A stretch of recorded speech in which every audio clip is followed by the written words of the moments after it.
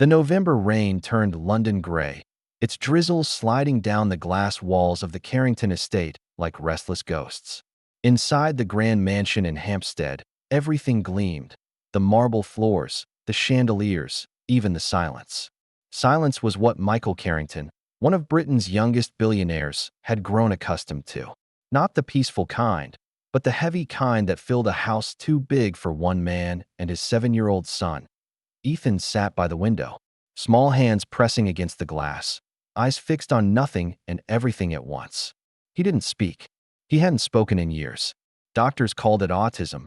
Therapists called it trauma. Michael called it his punishment. Because the day his wife, Claire, died in that car crash, Ethan had stopped speaking altogether. Every morning, nannies came and went like houseplants being replaced, bright smiles fading by the week. None lasted long. Ethan would scream when touched, cry when routines changed, and hide under tables when voices grew sharp. Michael had the money, but not the patience. He watched his son like he watched his investments, from a distance. That morning, another nanny quit. "I can't do this anymore, sir," she stammered, gathering her coat. "He won't eat, won't sleep, won't even look at me." Michael just nodded, his jaw tightening. He offered double pay. She refused. Even money couldn't buy peace here.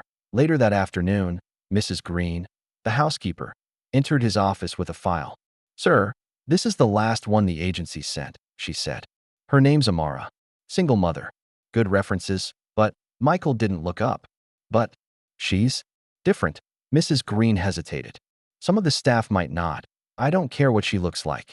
If she lasts more than a week, she's hired." By evening, the rain had turned to fog. A modest black cab pulled up at the gate. Amara stepped out, mid-30s, skin the shade of polished mahogany, her coat worn but neat. Her eyes carried quiet warmth, the kind that wasn't forced. She walked up to the door, clutching a folder in one hand, a small carved wooden elephant in the other. Michael barely glanced up when she entered. "You've read the terms?" he asked. "Yes, sir." "You understand the boy's condition?" "I do," she said softly. "I understand children who stop speaking." There was something in her tone, not pity, but memory. Michael noticed it, but didn't ask. When Amara met Ethan for the first time, the boy was lining toy cars in perfect rows across the rug. He didn't turn when she entered. She knelt down quietly, placed the small elephant beside the cars, and said, "This one's from Ghana. He's traveled far to join your fleet." Ethan's fingers froze.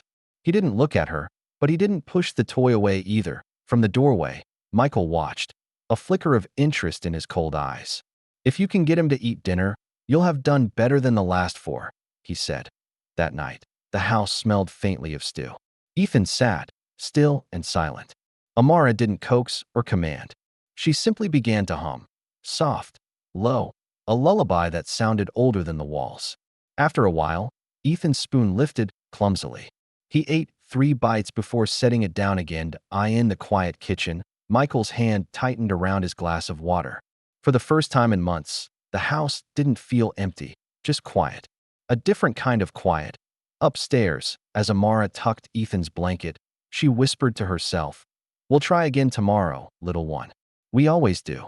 And somewhere deep inside that silence, a story began to change. By the 3rd week, the Carrington estate had begun to feel less like a mausoleum and more like a home. Ethan no longer screamed when the clock chimed. He followed Amara around the kitchen, sometimes holding the edge of her apron. He didn't speak, but his eyes started to search, for faces, for sounds, for something beyond routine. Michael, however, stayed distant. He'd watch them from the doorway, phone in hand, pretending not to care. But late at night, when he reviewed company emails, he'd pause at the sound of Ethan's muffled laughter downstairs. It was the first laughter in that house since Claire's funeral. One morning, during breakfast, Amara found Ethan arranging sugar cubes by size. "Perfect order," she said. "But what if we made a tower instead?" She stacked 1, then 2. Ethan watched her hand carefully, then placed the 3rd himself. The tower fell. For a second, she feared he'd scream, but instead, he laughed. A soft, short laugh that made Michael freeze mid-step at the doorway. "He laughed," Michael whispered. Amara smiled, but said nothing. Later that week, Trouble arrived dressed in a suit. Richard Hale, Michael's longtime business partner, came for lunch. A loud man who mistook arrogance for charm. So this is the miracle nanny, eh? Richard said, glancing at Amara. Heard you finally got the boy under control. Amara stiffened. He's not under control. He's learning to trust. Richard smirked. Same thing, isn't it? You have to manage them like assets. Michael's jaw tightened. He didn't defend her. He just poured more wine. During lunch, Ethan sat silently, clutching his carved elephant. Richard reached over. Cute toy that. Must have cost a fortune. Amara intervened quietly. It's his comfort. Please don't. But Richard snatched it, laughing. You can't spoil him forever, Mike. He's not going to grow out of this if, before anyone could blink, Ethan screamed. A piercing, guttural cry that made the chandelier tremble. He kicked the table, sending plates crashing. The elephant fell to the floor. Richard stumbled back, furious. You see what I mean? Out of control. Michael froze. He saw his son trembling, eyes wide with terror. The same fear he saw the night of Claire's crash. But before he could react, Amara knelt beside Ethan, gathering him close, humming that same ancient tune. Slowly, the shaking stopped. Ethan pressed his forehead to her shoulder, whispering faint sounds no one understood. The silence that followed was heavier than any storm. Richard muttered something under his breath and left. Michael stood there, shame burning behind his eyes. I'm sorry, he finally said. He didn't mean. Amara looked up, calm but firm.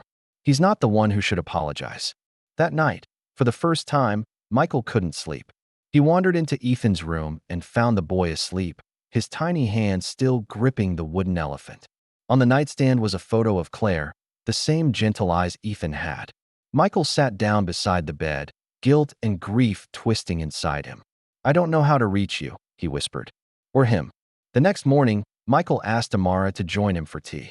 I owe you more than I can say, he began awkwardly. I also owe you an apology. You don't owe me anything, she said. Just listen to him, even when he's silent.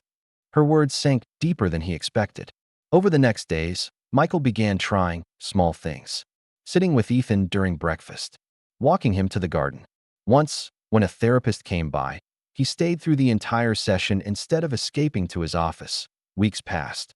The bond grew between all three of them. But Amara carried her own secret. In the quiet of her room, she'd unfold a worn photograph of a boy, her son, Samuel. He'd been autistic too. Gone 2 years now, after a fever that came too suddenly to fight. It was the reason she'd taken this job. The reason she could understand Ethan's silence like a second language. Then came the storm. It was past midnight when thunder cracked across London. Lightning flooded Ethan's room. He screamed, louder than ever before. Michael rushed in, panicked. What do I do? He shouted over the noise. Amara ran to Ethan, wrapped him in her arms, humming through the thunder. You're safe, she whispered. It's just the sky talking. Michael watched helplessly. For a moment, Ethan's cries softened. His hand reached for her face, trembling. His lips moved, one sound, quiet but clear. Ma. Amara froze. Tears blurred her vision. Michael's breath caught. Did he? Ethan repeated, a little louder. Ma. The thunder rolled again, but none of them heard it. Morning came slowly, soft and gold after the storm. The city was washed clean. Downstairs, the smell of toast drifted through the air. Ethan was already awake, humming quietly as he lined up his cars. Amara watched him from the doorway, still shaken. She hadn't told Michael yet that Ma wasn't just a word. It was her son's name for her too. Michael entered, his steps hesitant. He said it, didn't he? Amara nodded, smiling through tears. Yes, he found his word. Michael's throat tightened. You did what no one else could. She shook her head. He did what he needed to. I just reminded him it was safe. Days later, Michael hosted a small gathering at the estate, his first since Claire's death. Staff and therapists gathered.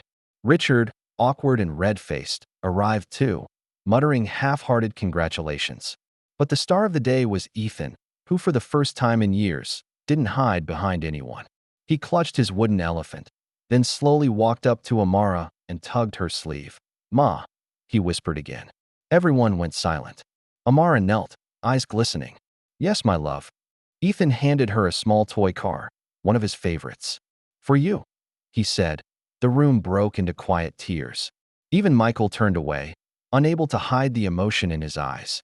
After a long pause, he said softly, You're part of this family now, Amara. Weeks passed. The mansion changed. The walls, once echoing with silence, now carried laughter, music, and sometimes quiet humming. Ethan began attending therapy more willingly.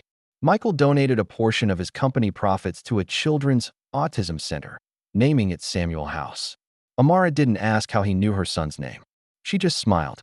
On a crisp spring morning, Amara and Ethan stood by the garden pond, feeding the ducks. "Do you miss your boy?" Ethan asked suddenly, surprising her. Her heart caught. "Every day," she whispered. "I think he talks to the stars," Ethan said. "When it rains, they listen." She smiled. "Yes, darling, they do." From the terrace, Michael watched. No phone, no briefcase, just quiet gratitude. The woman he once hired to control chaos had taught him something wealth never could: how to sit in silence and listen. As the sun dipped over London, Ethan ran ahead, laughing. Amara looked up at the sky, streaked with soft gold, and felt peace for the first time in years. Not because her grief was gone, but because love had found a new voice. That moral true healing begins not when we teach someone to speak, but when we finally learn to listen.